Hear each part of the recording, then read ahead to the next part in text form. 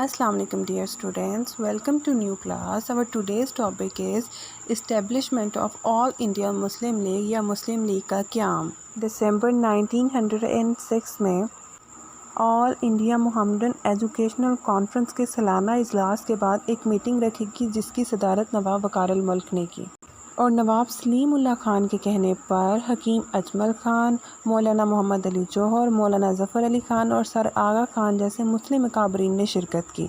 इस मीटिंग में मुसलमानों की अलहदा नुमाइंदा जमात का मामला तय पाया और दिसंबर 1906 में ऑल इंडिया मुस्लिम लीग का क़याम वजूद में आया। आइए अब रोशनी डालते हैं ऑल इंडिया मुस्लिम लीग के क़याम के असबाब। In the first point is Congress का हिंदुओं का नुमाइंदा जमात बनना। ऑल इंडियन नेशनल कांग्रेस का दावा था कि वो पूरे बरे सगीर और बरे सगीर में बसने वाली तमाम कौमों की नुमाइंदा जमात है। ये दावा तब गलत साबित हुआ जब ऑल इंडियन नेशनल कांग्रेस की बागडोर कुछ फ़िरका वारियत हिंदुओं के हाथों में आए, जिन्होंने सिर्फ़ और सिर्फ हिंदुओं के मफाद और हिंदुओं की भलाई के लिए काम करना शुरू किया। तो मुसलमानों ने महसूस किया कि कोई एक ऐसी जमात होनी चाहिए जो सिर्फ़ और सिर्फ मुसलमानों की नुमाइंदगी करे। In the next point is फ़िरका वारियत। हिंदू जो थे वो बरे सगीर में फ़र्स्ट मेजॉरिटी थे, यानी कि पहली अक्सरियत थे। हिंदू चाहते थे कि जब बरतानवी हुकूमत यानी बरतानिया जो है वो बरे सगीर को छोड़कर जाए तो वो बरे सगीर में हिंदू राज कायम करें। इसलिए उन्होंने बहुत सी ऐसी तहरीकें चलाना शुरू कर दी जैसे आर्या समाज, शुद्धि संगठन वगैरह। बहुत सी एंटी मुस्लिम मूवमेंट चलाना शुरू की जिन्होंने मुसलमानों को मजरूह कर दिया। तो मुसलमानों ने महसूस किया कि एक ऐसी जमात होनी चाहिए जो उनके सियासी हकूक़ के साथ साथ उनके सियासी सकाफ़ती और मजहबी हकूक़ की भी हिफाजत। And the third point is तकसीम बंगाल। बंगाल एक बहुत बड़ा सूबा था जिसके मगरिब में हिंदू अक्सरियत में रहते थे और मशरिक़ में मुसलमान अक्सरियत में रहते थे। पूरे बंगाल की भागदौड़ एक ही गवर्नर ने संभाल रखी थी, जिस वजह से वो सिर्फ़ और सिर्फ मगरबी हिस्से की तरक्की की तरफ इक़दाम उठाता था, जबकि मशरक़ी हिस्से को बिल्कुल इग्नोर कर दिया जाता था।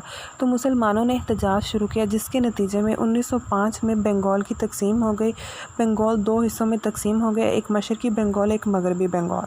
लोगों के लिए ये बात काबिल कबूल ना थी। वो मुसलमानों के लिए किए गए कोई भी कदम को बर्दाश्त नहीं कर सकते थे।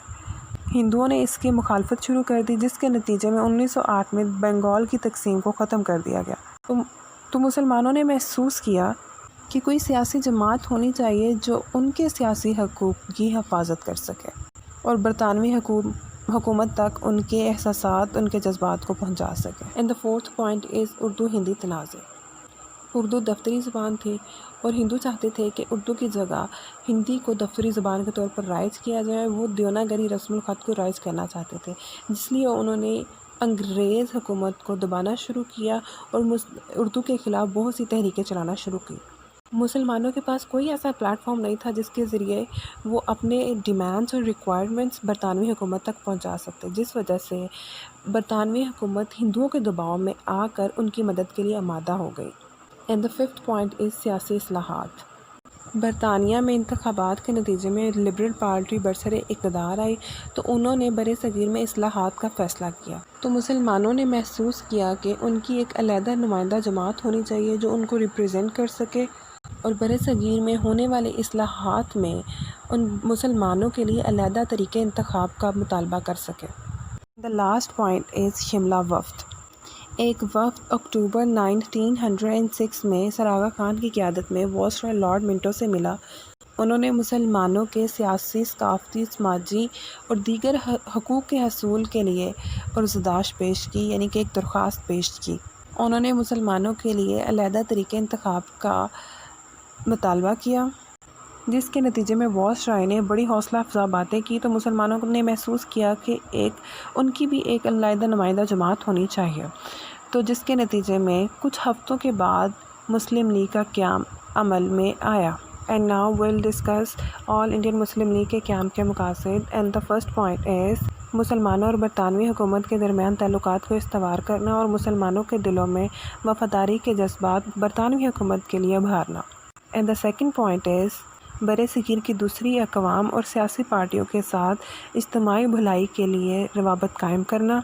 And the third point is مسلمانوں کے حقوق کے تحفظ کرنا اور اس کے لیے اقدامات اٹھانا۔ آل انڈیا مسلم لیگ نے مسلم اکابرین جیسے کہ نواب سلیم اللہ خان اور نواب وقار الملک، نواب محسن الملک اور قائد اعظم کی قیادت میں مسلمانوں کے علیحدہ تشخص اور حقوق کو منوایا۔ 1909 کی ریفارمز، منٹو مارلے ریفارمز میں مسلمانوں کے لیے علیحدہ انتخاب کا طریقہ رائج کروایا اور قانون ساز اسمبلی میں مسلمانوں کے لیے علیحدہ نشستیں حاصل کی، اور انتھک کوششوں کے بعد پاکستان کا قیام عمل میں آیا۔ آج کے لیے اتنا ہی کافی ہے۔ نیکسٹ لیکچر میں ہم تحریک خلافت کے بارے میں پڑھیں گے۔ اللہ حافظ۔